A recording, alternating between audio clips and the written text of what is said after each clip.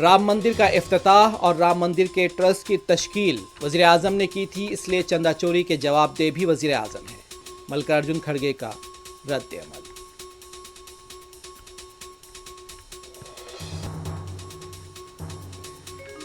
वंदे मातरम की तौहीन किसी सूरत मंजूर नहीं, उत्तर प्रदेश के वज़ीर आला योगी आदित्यनाथ का तिरंगा यात्रा में खिताब।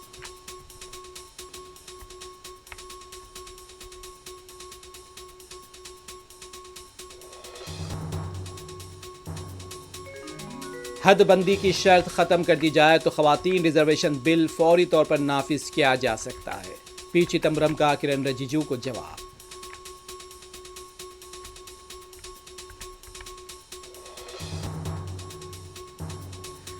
हैदराबाद में बुनाल त्यौहार और जुलूसों के पेश नज़र ट्रैफिक तहदीदात आयत। 9 अगस्त इतवार की सुबह 6 बजे से 10 अगस्त पीर की सुबह 9 बजे तक ट्रैफिक तहदीदात पर होगा अमल।